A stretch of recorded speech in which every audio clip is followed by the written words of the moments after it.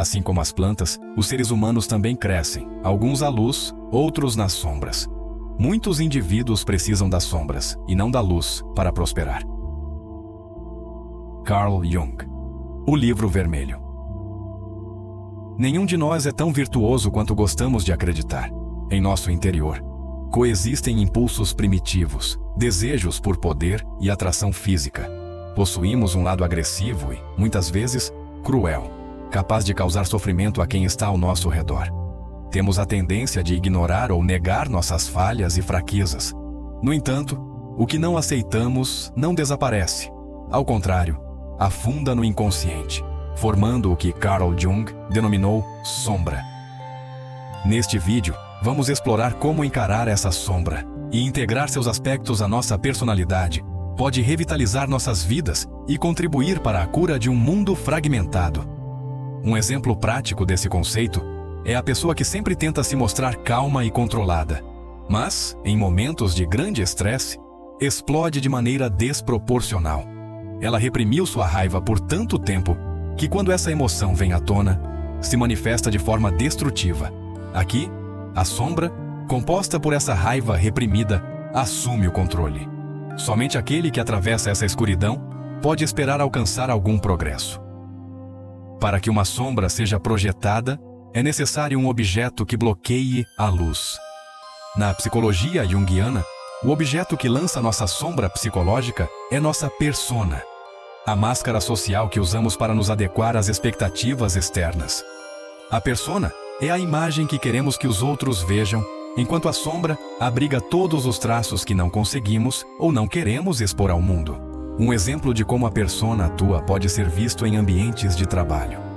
Imagine um profissional que se apresenta como extremamente responsável, focado e competente. No entanto, fora do ambiente profissional, essa pessoa pode ter traços de desorganização ou preguiça que ela esconde dos outros e até de si mesma para manter sua imagem.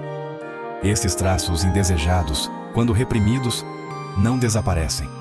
Eles se acumulam e, em situações críticas, como uma sobrecarga no trabalho, podem levar a atitudes impulsivas, como procrastinação ou uma súbita falta de motivação. Uma espécie de máscara, projetada por um lado para causar uma impressão definitiva nos outros, e por outro, para ocultar a verdadeira natureza do indivíduo. Carl Jung. A construção da nossa persona começa cedo na vida, quando aprendemos que certos comportamentos são aceitos e outros são rejeitados.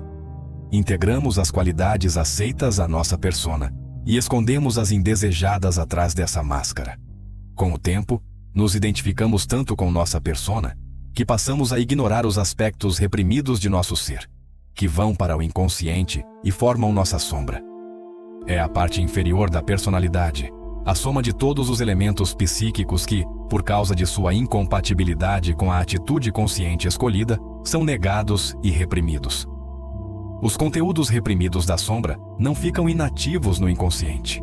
Pelo contrário, eles continuam a influenciar nosso comportamento, frequentemente de maneiras inesperadas. Um exemplo prático disso é a projeção. Quando percebemos em outras pessoas defeitos, que na verdade pertencem a nós mesmos. Uma pessoa que reprime seu egoísmo, por exemplo, pode acusar os outros de serem excessivamente egoístas, sem perceber que esse traço é parte de sua própria sombra. Ainda atribuímos ao outro todas as qualidades más e inferiores que não gostamos de reconhecer em nós mesmos e, portanto, temos que criticá-lo e atacá-lo. Carl Jung. Outro exemplo seria alguém que, ao conviver com um colega de trabalho visto como muito competitivo, sente irritação e desprezo, quando na verdade ele próprio possui um forte desejo de competição reprimido. A projeção da sombra faz com que enxerguemos nos outros o que não aceitamos em nós. Além da projeção, a sombra pode se manifestar em nosso comportamento cotidiano. Uma pessoa que reprime seu lado mais assertivo, por exemplo, pode aceitar constantemente favores ou responsabilidades, além do que pode administrar. Isso gera frustração e ressentimento, até que, em algum momento, essa sombra emerge em forma de explosões de raiva contra quem menos merece. Em vez de negar nossa sombra, o caminho mais saudável é trazê-la à luz. Isso começa com a aceitação de que somos mais complexos do que nossa persona sugere. e que todos temos qualidades que escondemos dos outros e de nós mesmos. Um exemplo prático disso é o autoconhecimento por meio da análise dos próprios comportamentos e reações emocionais. Se você sentir uma raiva excessiva ou inveja ao ver alguém bem-sucedido, pode ser um indício de que há aspectos reprimidos na sua própria vida, relacionados a sucesso ou ambição. Um bom exercício prático é observar quais características dos outros mais nos incomodam, pois essas podem refletir aspectos da nossa sombra. Ao perceber esses sentimentos, podemos trabalhar para integrá-los de forma saudável em nossa personalidade, sem negá-los, ou deixar que eles controlem nossas ações de maneira inconsciente. Outro método é prestar atenção aos sonhos, que frequentemente trazem à tona elementos reprimidos de nossa personalidade, oferecendo pistas sobre como nossa sombra se manifesta. Não posso ser tão ruim assim. Carl Jung. Confrontar a sombra é também uma maneira de fortalecer nossas qualidades positivas, pois ao integrarmos esses traços, nos tornamos mais completos.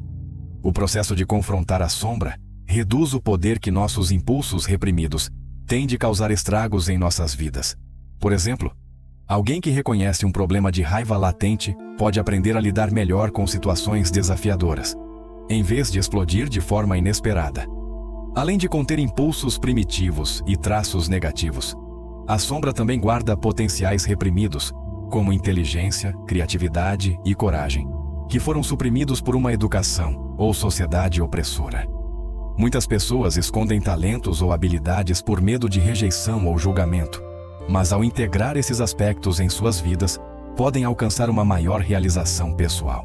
Por fim, confrontar a sombra não apenas nos ajuda a crescer como indivíduos, mas também contribui para a cura de um mundo dividido. Ao reconhecer e lidar com nossas próprias falhas, paramos de projetá-las nos outros, diminuindo a necessidade de buscar culpados externos para os problemas que enfrentamos.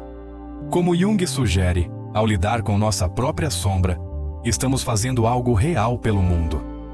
Se apenas aprendermos a lidar com nossa própria sombra, teremos resolvido ao menos uma pequena parte dos problemas gigantescos e não resolvidos de nossa época.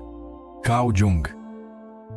Assim, ao integrar a sombra à nossa personalidade consciente, nos tornamos mais inteiros e preparados para lidar com a complexidade de nossas vidas e do mundo ao nosso redor.